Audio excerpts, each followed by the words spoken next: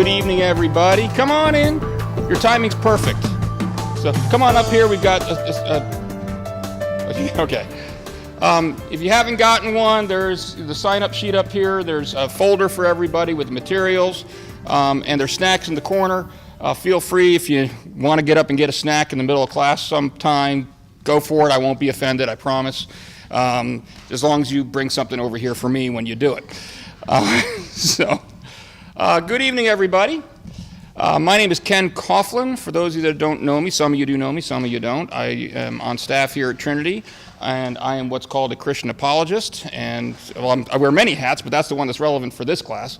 And we'll talk a little bit about what that means here in a minute. But I'm kind of curious to get things started. I'm going to, by a show of hands, I'm curious how people found out about this class tonight. So we kind of like to see what we put out there and what actually comes back to us. So first of all, how many people saw this, found out about this event on Facebook? All right, now keep your hands up. All right, those of you who are members of Trinity and like the Trinity Joppa page, lower your hands, please. Cool. All right, you're paying attention to this, right? Okay. Now, how many people found out about this by just hearing it from a friend? All right, and how about somebody who found out about it in some way that I haven't already named? Okay. All right, we're just kind of curious. We'd like to see what's working and what's not as we put these things out there. Anyway, so what we're going to be doing is we're going to be talking about the class here is based on the works of Lee Strobel and primarily his book, The Case for Christ. Has anybody in here read the book before? You have? A few people? Yeah? How about anybody heard of, he's done a number of books, but there's another book he did called The Case for a Creator. Anybody read that one? You've read it? All right, we're borrowing a little bit from that one too. I want to talk a little bit, at the beginning, opening of your folder, if you open it up, that's going to be the course materials. And what's going to happen is each week I'm going to provide you with pictures of all the slides that we go through, and that also has room for you to take notes if you want to. However, if you'll notice, especially in the dimly lit room that we have here, those slides on paper aren't always the easiest things to read. And so at the back behind that, you'll see I've actually provided you with the text in an outline form, the text of all the slides that hopefully you can read. The fun part today will be there are a few typos that I didn't catch before these went to print. They're fixed on the screen, but not in your book. Anybody who finds a typo, I know of at least two, gets a free cookie. You're smart. The first page in your book does show what we're going to be doing every week. It can look a little intimidating. It's not, trust me. One beautiful thing about Lee Strobel and the way he presents his material is he takes some things that normally, the rest of us might look at and be awestruck by and say, there's no way. Cosmology, I'm not touching that with a 10-foot pole. And he makes it accessible. And the books are very, very readable, very accessible. If you haven't checked those out, I do recommend that as well. Now, the way we're going to be working through this material is we're going to be both watching some videos and having some interaction time. All right. So each class, you'll notice we're focusing on one topic area. And what happened is Lee Strobel did a couple of some documentaries based on these books a little while ago. And so we'll watch a video or two each session of the documentary portion that's dealing with that topic, and then we'll have a chance that we're going to go dive deeper into it afterwards. And that afterwards we'll go through the PowerPoints, we'll ask questions. If anybody has any questions as we go through, just raise your hand, that's fine. And we'll get through as much of it as we can. Part of the reason why I wanted to make sure I provided all the materials to you is so that if we don't get to everything, that you have it available to you. Also, if at any point you need to miss a class and you're wondering, am I going to miss anything? Can I catch up? We are filming these. They're going to be on the Trinity Joppa YouTube channel. As far as when, I'm not sure because, well, that's also my job here to get them up on the YouTube channel. And we have some health issues going on in our family, and I've been averaging about 4 hours sleep a night. So if I do fall asleep in the middle of class, somebody just peg me with a cookie. But they will be up on there hopefully before the end of the week. Now, the one thing that won't be on there are the videos that we watch in here in the class, because we don't have the rights to put those on our YouTube channel. So you won't be able to see those if you're trying to catch up afterwards, but you will be able to see everything other than that. So what I want to do to get things started is we're going to start out with one of those aforementioned videos, and this is just an introduction to the case for Christ. It tells you a little bit about Lee Strobel, since we're basing so much of this on his work, so you can kind of understand where he's coming from and how he came to this investigation on his own. So without further ado, let's watch Lee Strobel. All right. I also wanted to give you a little bit of a background. No, stop. I already did that. All right. About me and where I came from. My story is not the same as Lee Strobel's story. I was raised in the church, and that first church in the lower left, that was the church I was an Air Force brat, so I moved around a lot, but that's the church I was confirmed in down in Fairfax, Virginia. And at the time I was going through my confirmation classes, I was, I don't know if I annoyed everybody or they found it intriguing, but I was the one that was constantly interrupting the pastor, asking a bunch of questions. And so they voted me the most likely to become a pastor. I didn't. Instead, I became a lawyer, which, you know, no, okay, never mind. But I was the inquisitive one. And I ended up going to college, and that's me in high school. I'm kind of happy that these pictures are kind of fuzzy and you can't see them very well. I weighed a lot less back then. And I went to college, and like a lot of people, it's like when I was in high school, you know, I was with my parents, and they brought me to church every Sunday, and I was in youth group, and I was doing everything right. I went to college, and I went away. And when you went away to college, I did what a lot of people do, and it's like, oh, I'm independent, therefore I'm going to do what I want to do, and it didn't involve going to church. But what I found was that God never really quite let go of me. There was always a little bit there, just enough to keep reminding me that he was there. First of all, I met this lovely woman named Mary Kay. You can't really see her right there. Some of you know her. She's currently my wife, so that worked out. We started dating as freshmen in high school, or college rather, and she was still living at home with her parents, and she commuted. And so she was still going to church regularly with her family as we were going through that. And so that in and of itself kind of kept me connected. And then also, I had a little incident, and this is a fun one that my daughter's already smiling. She's heard this story before. People that know me, people that are in my small group know this story, and so they're going to cover their ears right now already. They're kind of sick of it. But I had this incident. It was really kind of neat. So here I was with a bunch of my college buddies, and we were in the car. We were going on some kind of road trip. I don't remember where we were going. I'm in the back seat on the passenger side. Oh, you chose the right time to come in, Matt. We're telling the Pepsi story. So I'm in the back seat, passenger side, and we have to pull in. Got to get gas. We pull into the gas station, and the driver gets out, and he's getting gas, and I'm just sitting there with the rest of the guys talking, and I'm thirsty, and I make the comment. I say, you know what? I really want a Pepsi. It wasn't just I'm thirsty, I need a drink. It wasn't even I want a soda. For some reason, I had this craving, hey, I want a Pepsi. And I kid you not 30 seconds later, there's this guy who was standing in front of the gas station, comes walking up to my window in the car, in the back seat, knocks on my window. I roll it down, probably mistake number one, I guess, but still, I roll it down, and I'm like, yes. And he's got a little Dixie cup, and he says, do you want a Pepsi? And he hands me a Dixie cup with Pepsi in it. Now, you look back at it after the fact, and you realize, Ken, why the heck did you take that cup? That was probably a stupid thing to do, all right? But it was enough that it was just like, wow. It's just there's a book called God Winks that I know my wife reads that kind of tells you about those things. Just little hints that, yeah, hey, I'm still here. You know, I'm still listening. I'm still looking out for you. So even though I was kind of drifting away, I kept getting these little hints, these little nudges that, you know, there's something bigger than me still out there. And it all kind of came to a head. I went to law school, graduated from College of William & Mary in 1998, and one of the things they teach you in law school is to ask questions, to cross-examine, to investigate everything. So at that point, I was coming out of there, and I'd say that maybe I was even more skeptical. I still wouldn't say that I had drifted away completely, but I had questions. And one of the biggest questions I had was coming out, well, wait a minute. You're telling me that Jesus was supposedly this Messiah person figure who was predicted in the Old Testament, like from hundreds of years before these things happened. Excuse me, in my experience, that doesn't happen. You know, you can't predict the future. You can't predict what's going to happen. So I went to my pastor at the time at a church called Kirkwood down in Yorktown, Virginia, and I said, I want to investigate that. I want to know what there were as far as Old Testament prophecies that were fulfilled in the New Testament by Jesus Christ.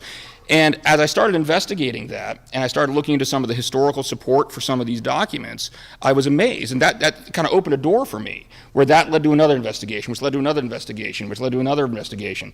I was a philosophy minor in college, so I started some of the philosophical arguments really started appealing to me. And that was about 20 years ago.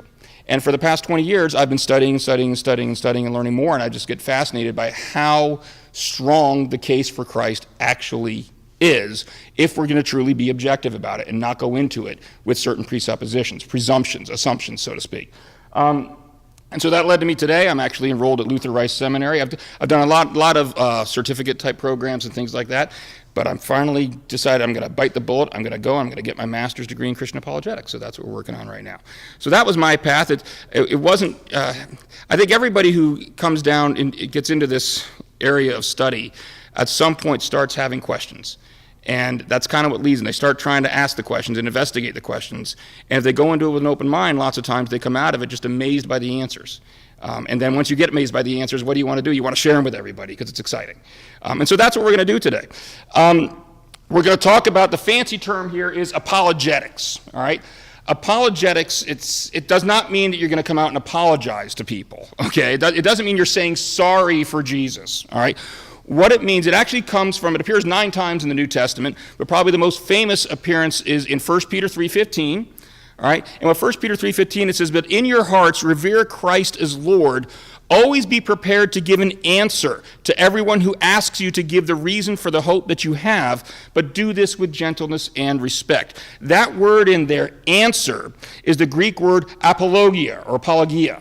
All right, and that's what it is in Greek. New Testament originally written in Greek. And so from that Greek term, we get the term apologetics.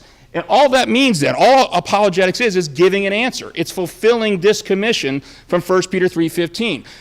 You'll notice that this verse assumes people are going to have questions about the faith. It doesn't assume that everybody's going to walk up to somebody and say, "Hey, you want to be a Christian? Good, all right, let's go." That's not the way it's going to work. Well, anybody had that experience? Just out of curiosity, so I want to know your methodology and what you're doing, all right? Probably involves slipping a $20 bill to somebody under the table or something like that. No, the people are going to ask questions, and this verse tells us that we need to be prepared with answers. To give you a couple other examples of where it appears in the New Testament, in Acts chapter 22, verse 1, it says, "Brothers and fathers, listen now to my defense." That the word defense is also translated defense. It's the Greek word, same Greek word, apologia. Philippians, the latter do so out of love, knowing that I am put here for the defense of the gospel. All right? And then another alternative translation in 2 Corinthians 7:11. It says, "See what this godly sorrow has produced in you, what earnestness, what eagerness to clear yourselves." That term, to clear yourselves, is that Greek word, apologia. All right? So what we get out of this is apologetics, all it means is to be prepared to give an answer, to give a defense, to respond to people who have questions about the faith. Now, the beautiful thing about this, about when you launch into a study like this, now some of you may be thinking, look, I'm never going to be an apologist. I don't have that burning, that's not my calling. I don't feel like I want to be going out there and citing the cosmological argument to people, and that's fine. Now, some of you may. Some of you may come out of this class and think, I got that fire lit, this is my calling, I want to go out and I want to teach this to other people and I want to spread the news this way. But the other good thing about going through a study like this is that it can strengthen your faith. A lot of people go and launch into journeys like this because they come out stronger in faith at the other end. Keep in mind, faith, when we're talking New Testament faith, I just did a video today that's going to go up on Thursday, and that kind of touches on this topic. When you hear the word faith, let me ask you, what do you think of? Somebody tell me, what does faith mean? Or let me ask you this way, what do you think our culture today defines faith as? Oh my gosh, he's actually asking people to talk. Yeah. Believing in something you can't see. Now, if you were a naturalist and you assumed that everything that's real out there is stuff you can see, then how would you hear that mean? What would that meaning mean to you? Believing in stuff that's not real? Believing in stuff that you can't prove, that you can't show? Anybody seen the movie Miracle on 34th Street, the original version? Yeah? Well, you're handing it up real fast. I guess you like that one, huh?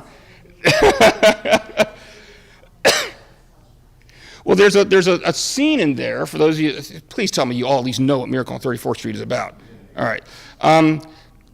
Just polling the room for a second. Anybody still think that there's a guy in a red suit that comes down your chimney? No, I'm not spoiling anything here? All right, any parents watching this video later, mute it for the next couple seconds, okay, if your kids are in the room. So the whole premise of Miracle on 34th Street, of course, is there's this guy, Kris Kringle, that is claiming to be the real Santa Claus, and nobody believes he's the real Santa Claus. And eventually what happens is the mother, Mrs. Walker, comes to believe that he probably really is. And the daughter's still having her doubts, little Susan, played by Natalie Wood, right. Everybody's, she's still having her doubts. Well, at one point, the daughter's kind of saying to the mom that she's unsure, and the mom's saying, no, you just have to have faith. And she's like, Mommy, that doesn't make sense. And the mom turns to her and says, faith is believing something when common sense tells you not to. No, it's not. All right, let me put that to bed right now. No, it's not. And that's not what the Bible says faith is. All right, faith is more like trust. All right, it's faith in, not faith that. There's a difference. All right, the example I give sometimes is when my son was younger. Unfortunately, he's 11 years old now. He doesn't do this anymore. But when he was a little toddler, he used to get up on like the third or fourth step, and when my back was turned, all of a sudden I would hear, "Daddy!" I'd turn around, and there he is, already in midair, arms wide, expecting me to catch him. All right? Now, fortunately, I never dropped him that I remember. I don't think so. I might explain a few things, but I don't think I ever dropped him. All right? So, now he had done this over and over and over and over and over again. All right? So, he had faith that I was going to catch him. Now, was it a blind faith? No. Why? Because the hundreds of times he'd done this in the past, I'd always caught him. All right, so he had some reasonable evidence to support his belief that I would be able to catch him, and then he acted upon that belief. He took that flying leap off the stairs. I still wish he hadn't, but he always did, and I always caught him. That's what biblical faith means. We're going to get into a few examples of that in a minute. But I do want to talk about different aspects of apologetics. All right. There's two ways we can view giving answers, all right? The first is a negative way, and I don't mean that as far as, this is bad. I mean in the sense that we're answering objections that people are raising to Christianity. There's a lot of things out there. Let me ask you, just poll the room. What types of things have you heard in your life where people are criticizing Christianity or saying, no, Christianity can't be true, or Christianity is bad because of X? What kind of things have you heard? Yeah. I'm sorry? There's too much evil in the world. That's a big one. That's going to be class 6. Anybody else? Yeah. Bad things happen to good people? How about you could flip that a little bit and say Christians who are supposed to be good people have done bad things, right? And so if we're to respond to these types of objections, that would be considered negative apologetics. We're kind of on the defensive. You want to think it. Some people call it defensive apologetics, all right? The flip side of that is positive apologetics. Positive apologetics is where we are now providing affirmative evidence for the truth claims we're making about Christianity, all right? So we're going on the offense, so to speak. There's an apologist by the name of Greg Koukl, who says, when he's talking about the burden of proof in any kind of conversation, one of the things we always need to remember is whoever makes the claim bears the burden, all right? We not just in this context, but in all sorts of contexts nowadays, we mess this up all the time. We will have times where somebody will come up and they will tell us X, Y, or Z is true, and you convince me that it's not. And they put you in the position where you have to try to refute some claim that they just made. Don't fall for that. If they're the ones saying something is the case, that something is true, then you ask them, well, why do you think that's true? Make them have the burden of proof. Well, that applies to us too. If we're going to say that Christianity is true, then somebody legitimately and reasonably should be able to ask us, why do you think that? All right? And we should be prepared with an answer for it. That's positive apologetics. What is the central event upon which the Christian faith is based? Nobody look at your notes, because if you look at the next slide, you'll have a hint. Thank you. Yes, the resurrection, right? Well, wait a minute. Do we believe that the resurrection is just some kind of myth that is kind of good to make you feel better, but it doesn't really matter whether it actually happened or not. No, the central claim of Christianity, unlike any other faith out there, let's face it, is that this was a historical event that actually happened, all right? Well, if I were to tell you that, my voice is already going, I got to get to the next video quickly here so I can rest it for a minute. If I were to tell you that Abraham Lincoln cut down a cherry tree, I know I flipped my presidents there, see what I did there? If I were to tell you that Abraham Lincoln cut down a cherry tree,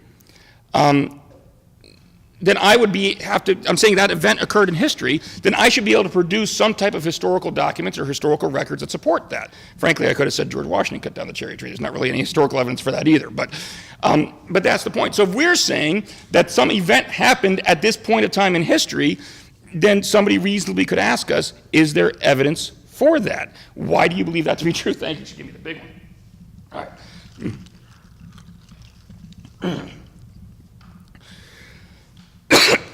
1 Corinthians 15:14. Paul says, if Christ has not been raised, our preaching is useless, and so is your faith. Look at that again. Think through the implications of that for a second. I think a lot of people might skip over this verse and not realize just exactly how powerful that is. If Christ has not been raised, our preaching is useless, and so is your faith. If the resurrection didn't happen, Christianity is false. Period. All right? And so if we're making that kind of event, or that kind of claim that this event happened in history, then we need to be prepared. Somebody could reasonably ask us, why do you think that? Why do you think that event happened in history? Can you show me by the same standards as you would show any other historical event? That's an example of where we would have to go on using positive apologetics, and we will get to that. So, all right. Now, some people object and say, no, the whole endeavor of apologetics is improper, that you shouldn't be using reason, using your mind to support the faith. You're just called to just believe. And they'll say that the more you have to rationalize and use your reasoning powers about the faith, the less faith you actually have. The more certainty you have about something, the less faith you have in it. Well, you can see where that objection kind of gets back to that false definition of faith we were talking about earlier. Faith in the biblical text is not blind faith. It's trust based upon God gives us enough evidence out there to warrant trusting him, just like my son had enough evidence before he jumped off the steps. I want to look at a couple verses here from the Bible to show you what I'm talking about. The first is Romans chapter 1, verses 18 through 20. And it says, the wrath of God is being revealed from heaven against all the godlessness and wickedness of people who suppress the truth by their wickedness, since what may be known about God is plain to them, because God made it plain to them. For since the creation of the world, God's invisible qualities, his eternal power and divine nature have been clearly seen, being understood from what has been made, so that people are without excuse.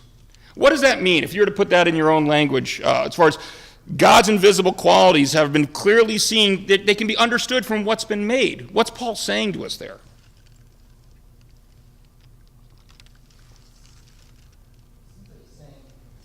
Yeah, go ahead. Seems like he's saying that no matter what you're just in front of the world kind of around you, and just your experience of the world, you're drawn or you're led to this question. There's something else out there greatly. Yeah, there's something. There's a different. Just for those who didn't hear what he said, is that there's something. Just your experiences in the world can be enough to kind of indicate to you there's something else out there. There's something more out there.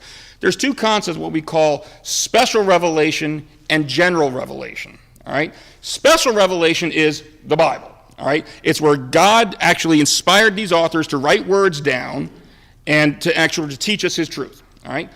But he also communicates through what's called general revelation. Now, general revelation is not as specific as special revelation, hence general, special, all right? But it does give you enough information to maybe get you asking questions, and maybe hint that you should be asking for more, all right? General revelation is evident in creation. And so what this means is, according to what Paul's telling us here, if you look out into the world, All right? There's going to be evidence in the world surrounding you of certain attributes of God, all right, that you should be able to see. We're going to talk about some of that today, but that shows you that Paul's not telling you just have faith to have faith, just believe in spite of evidence. No, he's saying there is evidence out there that at least can provide a solid foundation upon which you should want to build. All right? A couple other examples, and to tell you what, I'm going to, just to move us along here, we'll move on to the example from Acts 17. All right? These are just a couple of examples of the way the apostles argued in the New Testament times, all right, the way they communicated the gospel. See, if this whole endeavor is inappropriate, if we shouldn't be talking to people about reasons for our faith, then we would expect that the apostles wouldn't be giving people reasons for their faith, right? They would just be saying, hey, you, Roman citizen, Greek person, yeah, just believe. All right? If that's what we are supposed to do, then that's what we would expect the apostles to do. But of course, when you look at the Bible, you see that's not what the apostles did. All right? This is one example from Acts 17. Now, Paul here he's at what's called the Areopagus. This is a kind of a rocky outcropping where some of the leading leaders in prominent Greek leaders would meet, and they would announce judgment on people and things like that. But it was also a place where you could come and discuss these important theological or intellectual issues. And so he threw himself into the lion's den, and figuratively, Daniel was the one that did it literally, so I don't know if he gets confused about that. I think I don't know my Bible. And he starts talking to these people, trying to defend Christianity and trying to convince them that Christianity is true. And look what happens here. These are Paul's actual words. He says, "The God who made the world and everything in it is the Lord of heaven and earth, and does not live in temples built by human hands." Understand what he's doing right there? Right off the bat, he's attacking their belief system. Think of the ancient Greeks. You probably all heard about their temples they had to their various gods. So he's hitting them where it hurts right off the bat. "And he is not served by human hands, as if he needed anything. Rather, he himself gives everyone life and breath and everything else. From one man he made all the nations, that they should inhabit the whole earth. And he marked out their appointed times in history and the boundaries of their lands. God did this so that they would seek him and perhaps reach out for him and find him, though he is not far from any one of us." Keep in mind, when you're looking at him, he says he's not far from any one of us. Remember, this is still Paul, the same one who wrote in Romans that what's evident can be, God's invisible qualities can be seen by what's around us. That's his point. God's everywhere, and his fingerprint is everywhere. "For in him we live and move and have our being. As some of your own poets have said, we are his offspring." So what you see here is Paul is going into this group of Greek thinkers, all right, and he's presenting his argument. He's presenting his version. He's saying, here's my position. This is my position statement about why Christianity is true and your belief systems are false. And one thing he actually does, which is really cool at the very end there, you notice his last line? He talks about, as some of your own poets have said. He finds something that they relate to, all right? If we're all living in the same world, there's going to be some common ground, all right? If everybody, as we'll see as we go through this course, everybody has at least some foundational beliefs that they cling to, whether they know it or not, whether they admit it or not, that can help point them to God. And our job maybe is to try to figure out what that is, all right, and then build upon that. All right. I want to talk very briefly about the distinction between content versus method, because you have to understand what this course is and what it is not, all right? 2 Corinthians chapter 5, verse 20 says, "We are therefore Christ's ambassadors, as though God were making his appeal through us." What's an ambassador, in your own words? I'm sorry? I still can't hear you, I'm sorry. A spokesperson? A representative? Well, guess what? You are God's representative here on earth if you are a believer in Christ, all right? That's why every time you've got some big name evangelist or something who has some fall, who does something that they shouldn't be doing, that's going to make all the news headlines, isn't it? And as much as we want to say that's unfair, and to a certain extent it is, because all the good stuff we do doesn't make the headlines, all right? At the same time, we are his ambassadors. And so we've got to understand that we are being held to that standard. Now, we're not going to live up to it. We're all going to fail, obviously. But there is a standard that we're supposed to be trying to achieve, all right? And it's to be representatives of Christ. Now, Greg Koukl, like I say, he's an apologist that I mentioned before. He gives 3 skills of a good ambassador. Now, you think about it, if you think about like an ambassador to a foreign nation, all right? What qualities do you have to be a good ambassador to a foreign nation? Well, Greg Koukl points out you need 3 things. You need knowledge, which he calls an accurately informed mind. It means you got to know your subject matter, right? You can't be an ambassador of a country if you don't know the first thing about foreign relations, all right? You've got to have the base knowledge. Second thing, you have to have wisdom, which he talks about an artful method, all right? You have all the knowledge in the world, but you can't stop stuttering every time you're standing in front of more than 2 people. An ambassador is probably not a good career path for you, all right? If you can't predict, what the right thing to say and the right way to say it is, ambassador, probably not the right career path for you, all right? And the third thing is character, an attractive manner. If you want to persuade somebody of something, if you want to represent your country to another foreign nation, all right, and you are the most belligerent jerk on the face of the earth, all right? I mean, seriously. I mean, what does it say? You get more with honey than you do with vinegar, right? Right? I was about to say a big stick, but that's a whole different thing. Sorry. So you've got to have these 3 qualities. Well, the same thing holds true if you're going to be ambassador of Jesus Christ. You have to have knowledge, wisdom, and character. All right. Now, last summer, I don't know if any of you were in the class last summer. I know you were. Last summer, we did a study based on the book Tactics, what I'll tell you about in a second, which really focused on number 2, the method. This class is primarily focused on number 1, the knowledge aspect of it. All right. Now, I do want to talk briefly about the importance of having that method, having an artful method, and I've given you some slides, which we're not going to go over in detail because we don't have a lot of time, about that method, about kind of summary what we talked about last summer, but then we got to move on to what the class is actually about. What the method basically is everybody, like in this class, we're going to be talking about content, all right?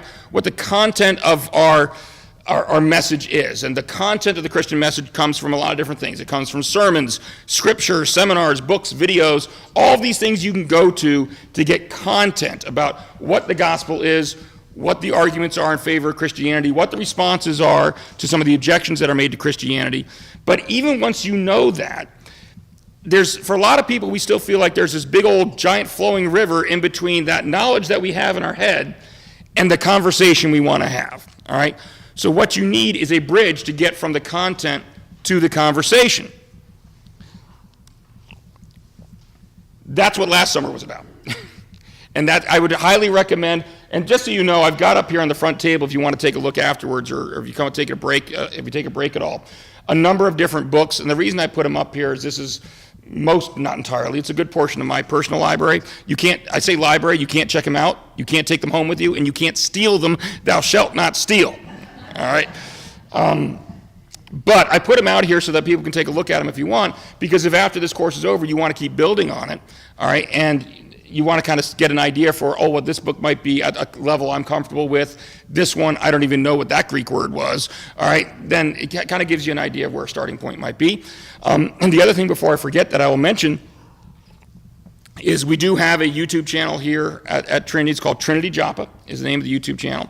And we try to put something on there for everybody. We have a number of different programs on there already. We got a weekly Christian talk show we have on there. We have a weekly devotional, and obviously the worship services and messages. We are working on a number of new programs, that either 2 or 3 new programs we got coming out in September, one of which is going to be called Pocket-Sized Apologetics.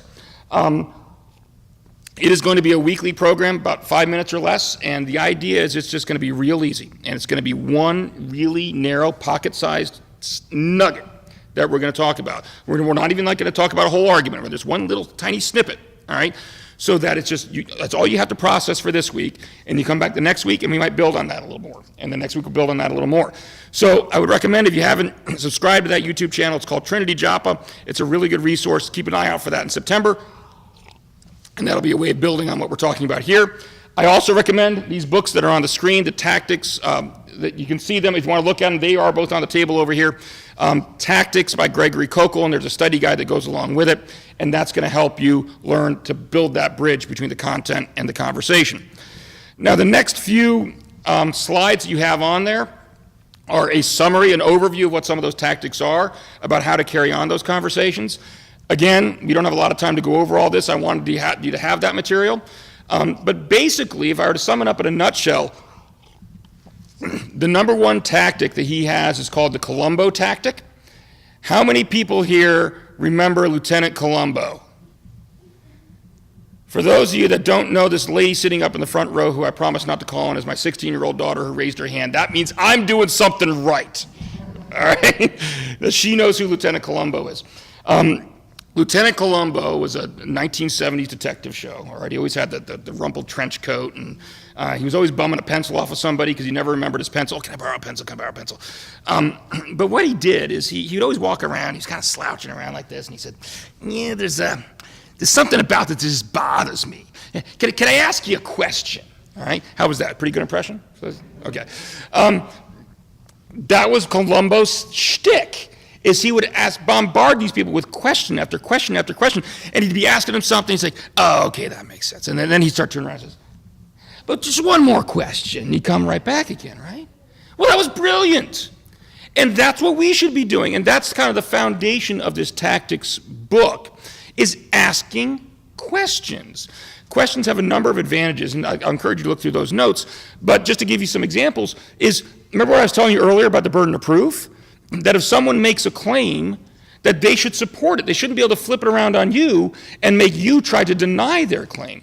Well, questions like, what do you mean by that? How'd you come to that conclusion? All right?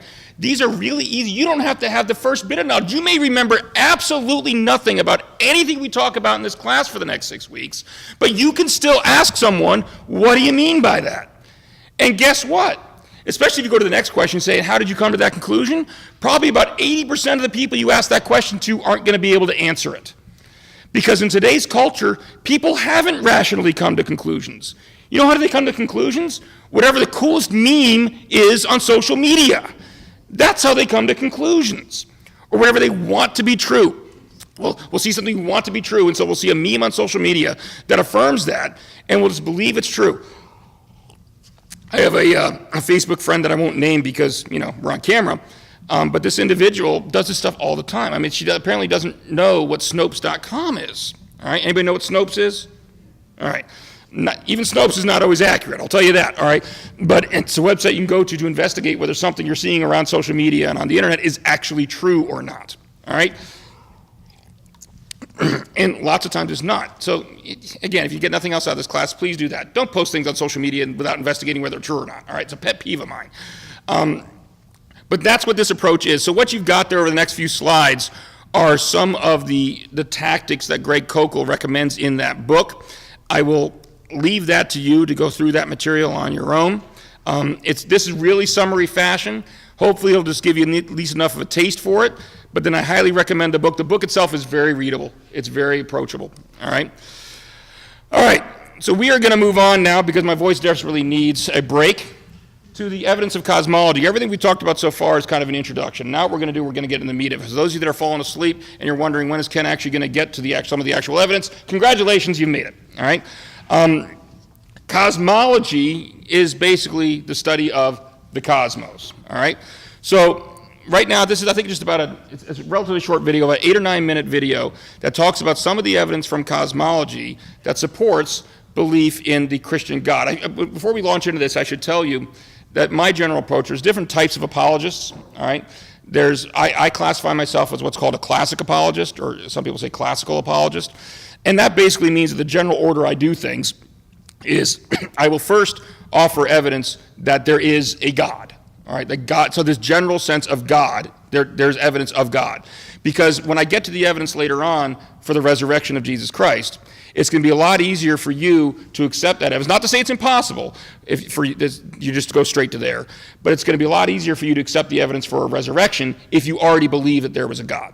All right, so that's kind of the order. Some people, what we call evidentialists, actually will just skip right to the resurrection. It's not there's anything legitimate or illegitimate about either method. It's just a matter of what you think in your personal experience is most effective. All right, so that's the way this class you'll see is structured, is based upon my own personal philosophy. And that's why I borrowed from Lee Strobel's book, The Case for a Creator, because in his book, The Case for Christ, he doesn't really get too much into the arguments for God in general. It's all pretty much solely Jesus-focused. So I want to start out with just a couple of arguments that he presents in that book, The Case for a Creator, about a general God. So we're going to watch both this week and next week. We're going to be talking about that, and then we're going to launch into his arguments about Jesus specifically. Also, the other thing you should know about Lee Strobel is he very much puts an emphasis on scientific evidence and historical evidence. That's kind of his bailiwick, historical documentation and physical sciences. He's not a philosopher, so he doesn't really spend a lot of time with philosophical arguments. If you don't like philosophy, I've got bad news for you. I am a philosopher. So we're gonna talk a little bit about those as we, first of all, week 6, we're gonna be talking about the moral argument, which is solely a philosophical argument that Lee Strobel doesn't really address in his works. But especially I mentioned that because this cosmological argument in the video, you're going to hear a lot of science, and I want to make sure you just understand while you're watching it, we'll talk about it afterwards, that there's more than one approach. This argument is stronger than just science. Even if the science were to somehow be discovered tomorrow to be completely false, the argument still holds true, and I'll explain why when we're done. So without further ado, let's watch this video. All right, clear as mud? All right, here's the thing I want to encourage everybody as you go through this. Nobody's going to ask you to do any mathematical calculations unless you want to. Ross, you up for it? Okay. You don't need to understand, how to calculate all this stuff and everything. You're looking for the general concepts, all right? And a lot of what we're going to be talking about here is reasonably non-controversial, at least scientifically speaking. And where there is controversy, I'm going to point it out to you, all right? But I want to dig a little bit deeper so we understand the implications of what we just watched and what some of that evidence showed. Now, you heard William Lane Craig there, who's one of the first scientists he talked to, or the first theologian he talked to, rather, talk about the Kalam cosmological argument, all right? And he kind of gave you one premise at a time, but here's what it is in a nutshell, all right? It says, premise number 1, whatever begins to exist has a cause. Premise number 2, the universe began to exist. Conclusion, therefore, the universe has a cause. Before you start getting into evidence, the first thing we got to make sure we understand is the argument itself, all right? So that's why it's nice to have it all broken down, laid out there right in front of you so you can see if number 1 is true and number 2 is true, then you have no alternative, but the conclusion must be true, all right? So if you disagree with this conclusion, the way you have to challenge it is by showing that either number 1 is not true or number 2 is not true. That's the method of attack you've got to take, because if I can show that both of those are true, then the conclusion necessarily follows. All right? Does everybody see that much, at least so far? All right. So let's take a look at them one by one. All right? Premise number 1 says, whatever begins to exist has a cause. All right? I'd like to say that this is the least controversial of the 2 premises, and I guess it probably is, but that doesn't mean it's without challenge, although not a lot. I mean, even the atheist David Hume, he was a very outspoken atheist. Even he says, I never asserted so absurd a proposition as that anything might arise without a cause. All right? If you think about it, what's the alternative?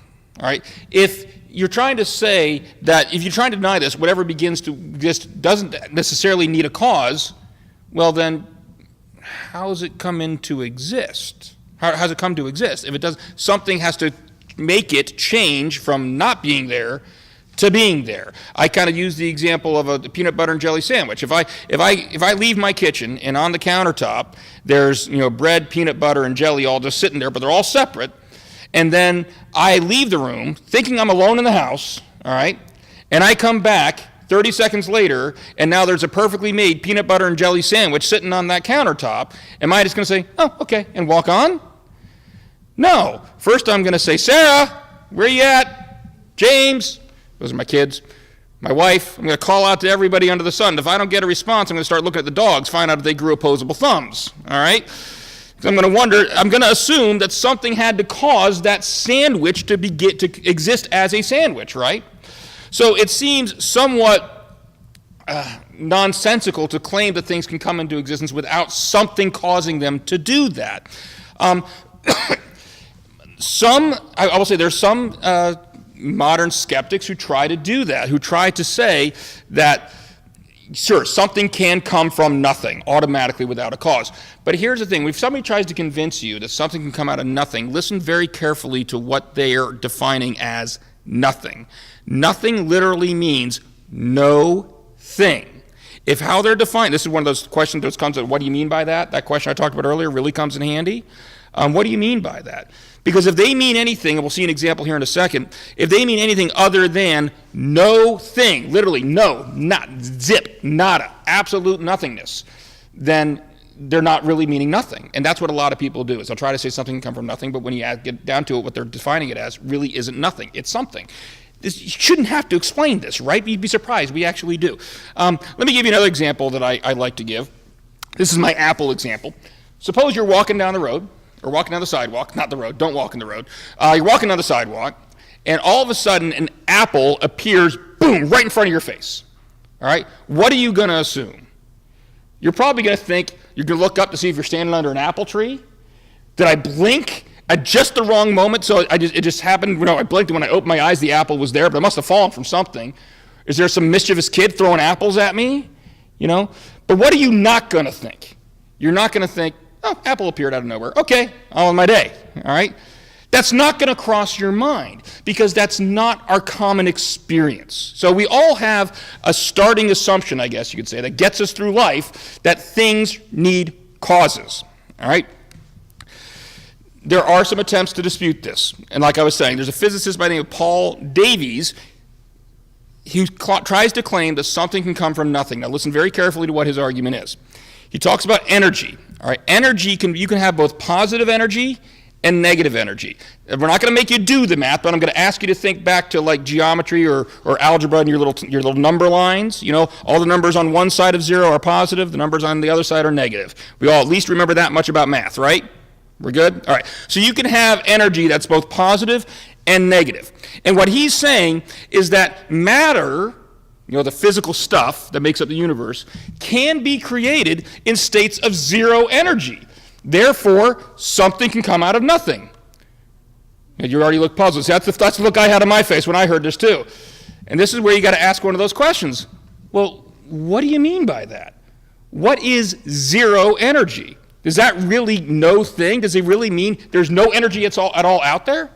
Well, no, that's not what he means. What he means is you have basically the same amount of positive energy as you have negative energy. So it's kind of like saying 3 minus 3 equals 0. But that's not the same thing. That's great in theory, in mathematical theory, but in real life, you've got actual positively charged or positive energy and negative energy. You have energy. It just so happens that they're canceling each other out as far as the positive versus negative, but there's still something there. So this is another example where someone tries to say, oh yes, something can come out of nothing, but it's not really no thing. Some skeptics, anybody seen Ant-Man or Ant-Man and the Wasp just came out? Some people, really? There's not no more Marvel fans in here? I'm a geek, apparently. Okay, so I thought this would be more popular. So one of the big plot points in these Ant-Man movies, you can probably guess if you don't know, Ant-Man is a superhero whose superpower is to get really, really small. Yes, that's a superpower, apparently, okay? So if you ever need to get those dust bunnies under the couch, Ant-Man's your guy, all right? So, but one of the things, the big plot points in these movies is that he goes to the quantum realm. The quantum realm is the portions where you were shrink down to the smallest scales of energy and atoms and subatomic particles. That's the quantum realm. And it is true that it's really fascinating. If anybody's into science, study quantum mechanics because it's really kind of cool. Again, I'm a geek, so what can I say? But the idea is things actually work differently down there. Is that the laws of physics, what we expect for big objects, if I throw a football, I can figure out where it's going to land based on wind resistance and all of that. It's actually very different down to the quantum level. And so what some people try to say is, well, it's possible for things to just to pop into existence uncaused at the quantum level. I don't remember if I have another slide for this or not. Yeah, I kind of do. That's not true. All right, a lot of people will say that. They'll try to say quantum mechanics just like it's kind of like the be-all and end-all of mystery that you can't understand what I'm talking about. So I'm going to throw this word out there and just confuse you into a concession. No, even when you get really small, things are not uncaused. All right, they're unpredictable. Imagine if you were trying to do. You ever heard of like people trying to do scientific experiments or like I'm drawing a blank because I've gotten very, very little sleep. The study of cultures and things. I'm sorry? Anthropology. Anthropology, thank you. One of the big rules in anthropology is like if you're trying to study a culture, you don't want to interfere with it, right? Well, quantum mechanics kind of works the same way. Is in order to study the movement of particles, for example, at the quantum level, that the very act of you interfering or looking at them can affect them. And so it makes it very, very unpredictable. It's impossible to predict if you're trying to predict the speed of a particle, you can't predict its position and vice versa. And that's because when you look at it, you are interfering with it. All right? And so that does make everything at the quantum level very unpredictable. But unpredictable is not the same thing as saying uncaused. And I love this quote from John Jefferson Davis. Follow him for a second. It's actually kind of funny, so even if you don't find it funny, pretend to laugh for me, please. He says, quantum mechanical events may not have classically deterministic causes, but they are not thereby uncaused or acausal. The fact that uranium atoms consistently decay into atoms of lead or other elements, and not into rabbits or frogs, shows that such events are not acausal, but take place within a causal nexus and law-like structures. In other words, you don't have apples popping into existence in front of your face. All right, even at the quantum level. Things tend to follow their own kind, so to speak. So that shows there's got to be some rules about causality, even at that level, that maybe we just don't understand them all yet. All right. Another way that people try to dispute the premise number one is what's called the fallacy of composition. Now, the fallacy of composition is a logical fallacy, allegedly, and here's what it says. Just because a property is possessed by a part does not mean that property will be held by the whole, all right? So if I'm saying that I'm describing part of something as having a certain quality, that does not necessarily mean the whole has that quality. For example, I am a human being. My name is Ken Coughlan. Does that mean that all of you are also named Ken Coughlan? All of humanity is named Ken Coughlan. All right, this is an easy one, folks. Come on. I hope you know. If you don't remember, look down. You're all wearing name tags. Oh, I'm pointing my name tags over here. That was embarrassing. All right. So just because a part of humanity is named Ken Coughlan does not mean all of humanity is named Ken Coughlan. All right, so that's supposedly the fallacy of composition. Now I'm going to keep moving along here for a second to tell you why it's not true. All right, there are what are called formal fallacies and informal fallacies in logic. A formal fallacy is something where the form of an argument or form of a statement itself makes it wrong, always wrong, no matter what content you put in there, no matter what, whether you're talking about someone's name, someone's height, whatever the quality is. If it's a formal fallacy, you get to switch those things out, and it's always going to be false. All right. With an informal fallacy, that's not necessarily true. Case in point, I just gave you an example. My name is Ken Coughlan. Does that mean that all humans are named Ken Coughlan? No. I'm a human being. I have DNA. Do all humans have DNA? Yes. So it matters what quality you're talking about, all right, whether or not this fallacy holds true. An example of a formal fallacy is the law of non-contradiction. Something cannot be both true and not true at the same time in the same place. Classic example, if you were to walk up to me and I'm standing there and my wife, Mary Kay, and you say, hey, congratulations, I heard you guys are expecting a baby. And I say yes and she says no at the same time, what are you going to think? I'm a liar? You automatically go with me, huh? She's the one with the baby, okay. Yeah, but is anybody here going to think they're both telling the truth? No, because we're describing the same thing in the same manner and we're saying opposite things about it, right? I've got to give, since this is on video, I've got to give due credit to Ravi Zacharias. That's actually his example, not mine. That's an example of a formal fallacy, because it doesn't matter what content, whether it's pregnancy, whether it's my car is both blue and not blue, or my steering wheel is both blue and not blue at the same time. It doesn't matter what content you put in there. Two opposite things can't be true. All right? Informal fallacy is what I was talking about before. An informal fallacy, the form itself isn't the problem. You have to look at what the content is of what's actually being said. All right? Let me give you an example specifically now about the fallacy of composition. I'm telling you it's an informal fallacy, but this will help you realize why it is. All right, I need a volunteer. Who wants to be a volunteer? Somebody strong. Who's strong? Really? Nobody's going to come? You're going to come all? Come on, anybody, come on up. Come on, Matt, you can come on up. All right, show us your muscles, Matt. No, they know that anybody coming up here can see. You can stand over there if you want to stay off camera. That's what I thought. Okay, so, all right, what I want you to do is you look at the picture on the screen. I don't know if you can tell because we don't have the lights down right now, but the first thing is a chopstick. Matt, show me how you'd break a chopstick. Probably just break it. Probably just break it, right? Real easy, right? Look, he's just strong. All right, now the second is a big old giant bundle of chopsticks. How would you break that? Exactly. With a saw. With a saw. Are you going to stand there and you're just going to break the whole thing of chopsticks? No, probably not. Why not? It's just too hard. You've got to put it over your knee or something else, like a table, or you got to get some leverage on it. Get some leverage, something like that. So you're telling me that chopsticks are breakable, but with one chopstick, it's very breakable and that quality changes somehow? Yes. Yes, you are. Thank you, everybody. Give Matt a good round of applause. Yay!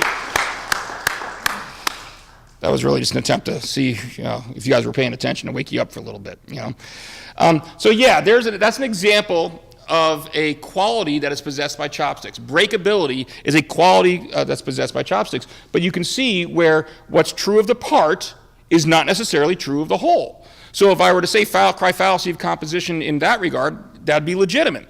Now, the way you determine whether or not the fallacy of composition applies or not is two considerations. Number one is whatever the property you're talking about, expansive, all right? In this case, if it applies to one, is it automatically going to apply to the whole? All right, does it automatically expand to the entire group? In this case, the quality of breakability did not expand. It was not expansive, was it? And the other way is it subject dependent? All right? Matt's great. I know he's very strong. He is not Dwayne Johnson. I would bet you Dwayne "The Rock" Johnson could take that bundle of chopsticks and break them just as easily as he could the first one by itself, right? All right? Right now she's explaining to her husband who Dwayne Johnson is. The Rock, yes, all right? So it's subject dependent. That quality of breakability also depends on who's the one doing the breaking, right? And so that's how you can figure out if this is if the fallacy of composition is going to apply. Now, anybody here ever watched the show Whose Line Is It Anyway? Yeah. Anybody, you know who Ryan Stiles is? All right, the big tall comedian guy. All right, this picture on the right, which you can't see because the lights are up too high, but those are an actual pair of Ryan Stiles shoes. They're all blue. Ryan Stiles wears some funky shoes, all right? He really gets creative with them. But they are completely blue. The picture's got a little bit of black soles, but let's pretend for our illustration they're completely blue. Baby blue shoes, all right? Looks like they're battery operated. So if I were to say that every single individual part of his shoes are blue, is that going to mean now, if I take all those parts and put them together, that the entire shoe is blue? How is it possible? If every single part is one particular color, every single one, and you put them all together and assemble them, is it possible for it to be any color other than that? No. So that's an example of a property that is expansive, all right? So in this situation, you've got to look at what the quality is that you're talking about and ask yourself, is this a type of thing that's more like the chopsticks, or is it the type of thing that's more like color? All right, and we're not talking about blending colors, okay? So that's why I chose a shoe and not like, I don't know, that's something that's opaque or see-through in some way that you could put one on top of the other and change the color, all right? So then we need to look at, well, not that one yet. You look at this quality we're talking about of our causality, all right, needing a cause. Is there any reason to believe that this would be more, like the idea of needing a cause would be something like chopsticks? I mean, frankly, if someone's making that claim, remember, whoever makes the claim has to bear the burden. And they're trying to say, oh no, I think even though every single thing we see in this universe requires a cause, I think the universe as a whole does not. That's what the objection is. They say just because every single individual thing in the universe needs a cause doesn't mean the universe as a whole does. Well, why not? Show me that somehow there's something about the universe that makes it like chopsticks and not like Ryan Stiles' shoes. If you want to use that example, I suggest explaining the example before you let those words come out of your mouth, all right? And there really isn't. I mean, there's no reason to believe that causality is somehow different when you're talking about the universe as a whole when every single individual part of it. After what is the universe other than just the sum of its parts, right? So, moving on to premise number, first of all, any questions before we move on to premise 2? Premise 1, that anything that begins to exist has a cause. I want to make sure we have an opportunity for people to ask questions if they have anything at this point in time. All right, I'm keeping track of who asks questions and who doesn't participate because we got some really fun stuff in week 6, and anybody who doesn't speak up or participate, other than my daughter, because I got to take her home and she'll kill me at the end of the day if I do this, will have to come up and do a live skit, it's interpretive dance, actually, of everything that we have learned over the course of the class, okay? So just keep that in mind. All right, moving on to premise number 2. The universe began to exist, all right? We talked about in that documentary that we saw from Lee Strobel, he talked about some of the, he tends to emphasize the scientific evidence, all right, for the universe beginning to exist. And if you think about it, this is a little diagram here on the right that shows that the history of the universe almost like a cone, all right, where it starts out at one tiny little point called a singularity, and it gets bigger and bigger and bigger and bigger as it expands over time. All right. So again, if you look at how big the universe is, and then we can try for all the scientific evidence he was talking about, the redshift of the universes. I don't know if you caught that or not, but when things are moving away from you, the light that's coming from them tends to be shifted a little bit towards the red spectrums. And if you were to look at any distant galaxies, they all exhibit that. So that tells us from any point you're in the universe, if you're looking away at other things, everything's going to be red shifted because the universe is expanding. Space itself is expanding. An example that I give sometimes that I read about a long time ago is imagine if you had a balloon and you put a bunch of little stickers on the surface of that balloon, all right? Each sticker represents like a galaxy. And as you start to blow up that balloon, the distance, if you were to measure the distance in between your stickers, it's going to get bigger. Now, it's still the same balloon, but the balloon surface itself is expanding, all right? That's like a two-dimensional example of our three-dimensional universe and what's happening in our three-dimensional universe. Space itself is expanding. So you take that, you go backwards in time with it, what do you find? Now it starts crunching, right? It comes closer and closer together until you get to that starting point called the singularity. That shows the universe has a beginning. That's premise number 2. The universe began to exist. Now I want to give you a couple other examples, and I'm going to do this for a couple of reasons. Number 1, so you understand that this argument is not just contingent on that scientific evidence. That scientific evidence is supportive of it, but it's not entirely contingent on it. Number 2, there are people within the Christian community that will disagree about the age of the universe, all right? And some people are comfortable with Big Bang cosmology. Some people are not comfortable with Big Bang cosmology. My job as an apologist is not to get into disputes like that. Christian apologists defend what's called mere Christianity, all right? We don't get into denominational differences and things like that. And so I want to show anybody out there who maybe isn't as interested or persuaded by the cosmological, the scientific evidence, that this argument is well-founded just on basic common sense, all right? The first thing I want to talk about is infinity, all right? Keep in mind that if the universe didn't begin to exist, what that means is there must have been an infinite amount of time before us, all right? Because there is no beginning point. If at any point you say there's a beginning point, it's not infinite anymore, is there? So we got to say there's an infinite amount of time before us. So let's talk about whether that's actually possible for a minute. Whether you can have an actual infinite of that nature in our physical universe. Now, this picture on here is Library Infinity, all right, where you can go and you can check out an infinite number of books. Again, unlike my library where you're not allowed to check out anything, all right, please remember that. You can look, you cannot take. You can touch, you can read, you cannot take home with you. Especially the tactics book I was telling you about before. I've got a book summary due on that by Sunday night, so please don't take the tactics book home with you. So you go to this infinite library book, and they have an infinite number of books in their library. And then tomorrow, people go in to check out books, and they check out every other book on the shelf. So somebody goes through and they take every other book, and every other book gets checked out. If you start with an infinite number of books, how many books were checked out? What's that? It's kind of confusing, isn't it? The answer would be infinity. Yeah, half of them.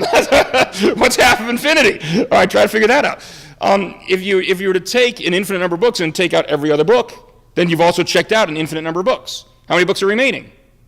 An infinite number of books. Does that make any sense? No, it does not, okay?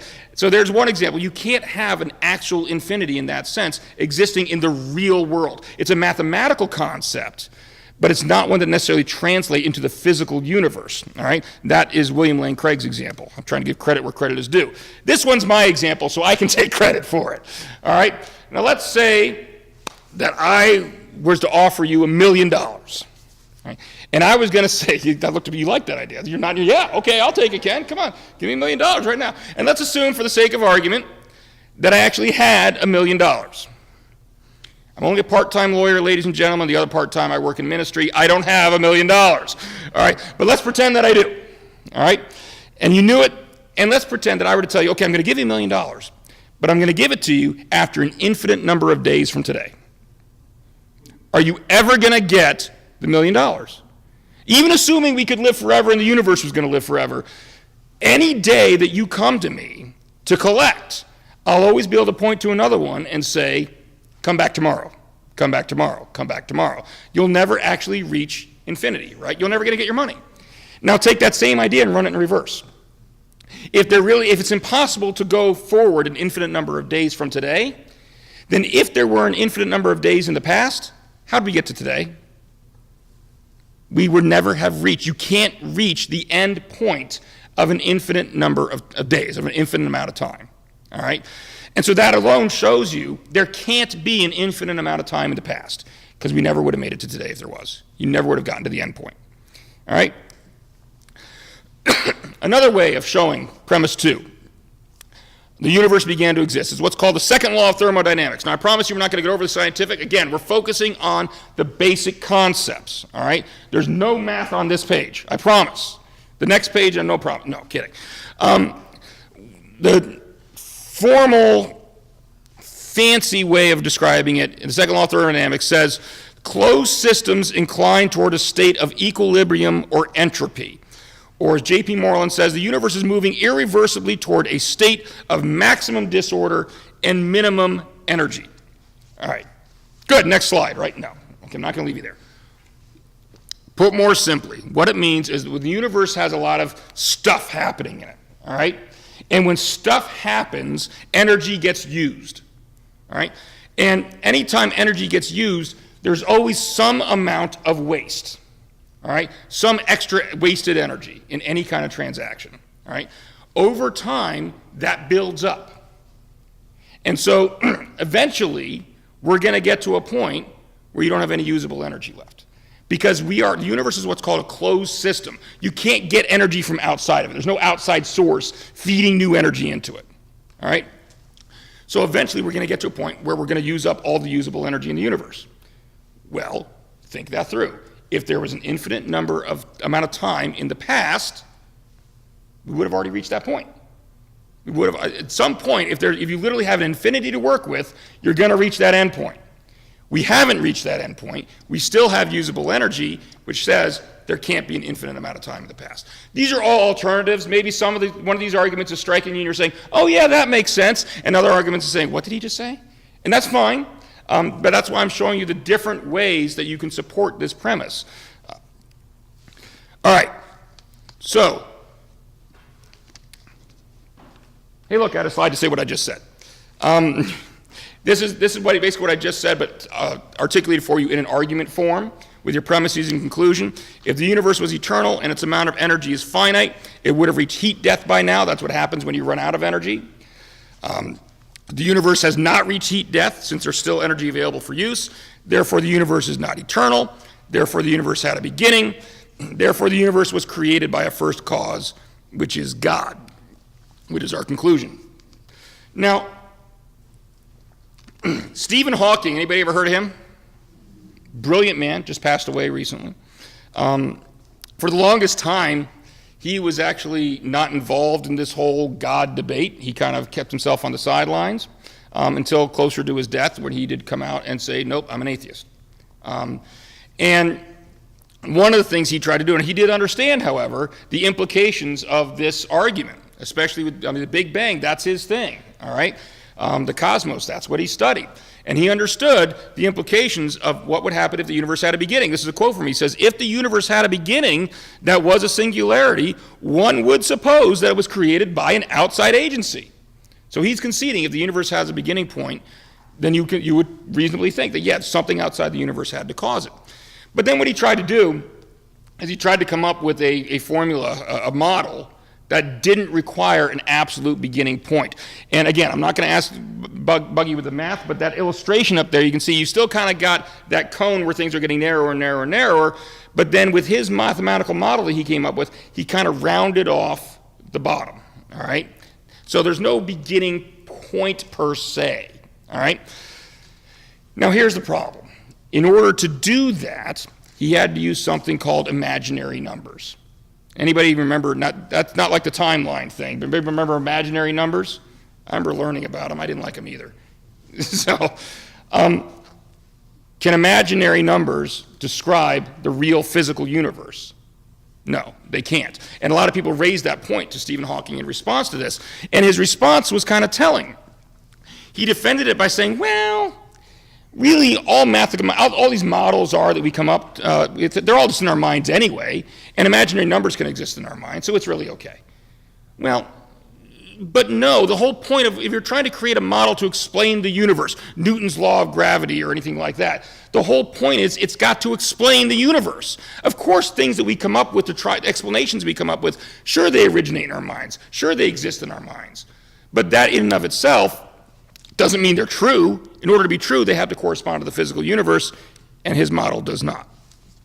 All right, the conclusion. Therefore, the universe has a cause. How about this name I'll throw out to you? Albert Einstein. I'm going to assume that means you've heard of him. All right. Anybody heard of general relativity? General relativity is really cool. All right. What it means is that all space, time, and matter are all related and all relative. So like if you think of a planet that's sitting out there in space, it's not occupying space. Space itself kind of bends around it. I used to use an example in classes I taught years ago where I would have a whole bunch of volunteers come up with a big sheet and they'd hold it really tight, and I would take a bowling ball and stick it in the middle of the sheet. And what happens? The sheet kind of warps around the bowling ball, right? That's what space does, all right? And time itself, depending on if you can move if you move closer to a large object, for example, time can be altered. That's why 1980 Star Trek fans, I'm going to date myself here, but in the 1980s and even the original series back in the 1960s, they used to say that you could travel through time if you went really, really fast at warp speed and like slingshot it around the sun. Well, no, you can't. Don't do that, okay? You're going to fall into the sun and die. But the principle was that when you get closer to this large object in space, time itself is relative, all right? Well, what that means is when we go back in time to the universe, and you go back to that singularity, that's not just the beginning of all the physical stuff in the universe. That's also the beginning of time, it's space, and matter. All began at that point, all right, at the singularity. So if you've got something, this cause that we're concluding exists, if it created time, and it created space, and it created matter, what's it got to be? Something, what's that? I still couldn't hear, I'm sorry. Creator.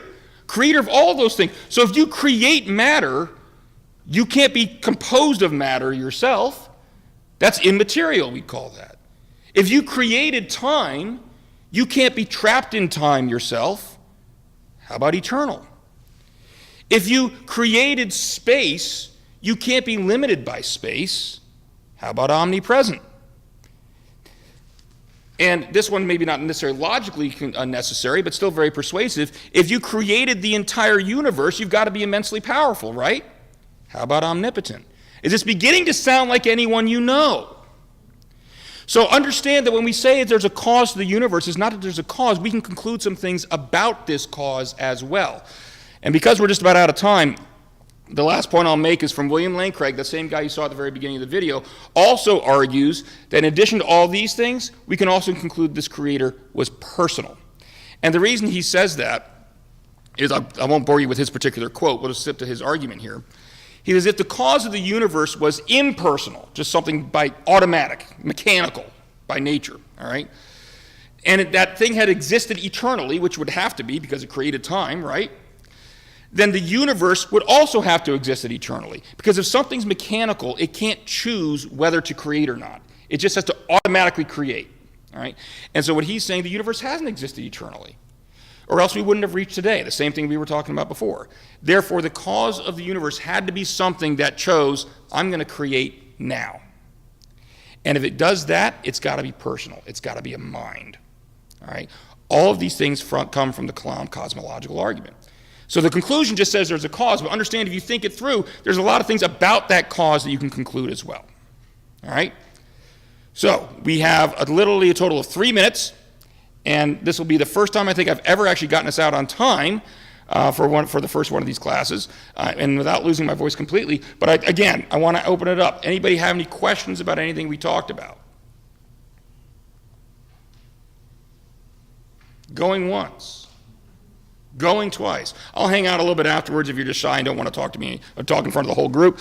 But I will say next week, we're still going to be talking more about some of the evidence that God exists, but we're going to be looking at what's called the teleological argument, or design.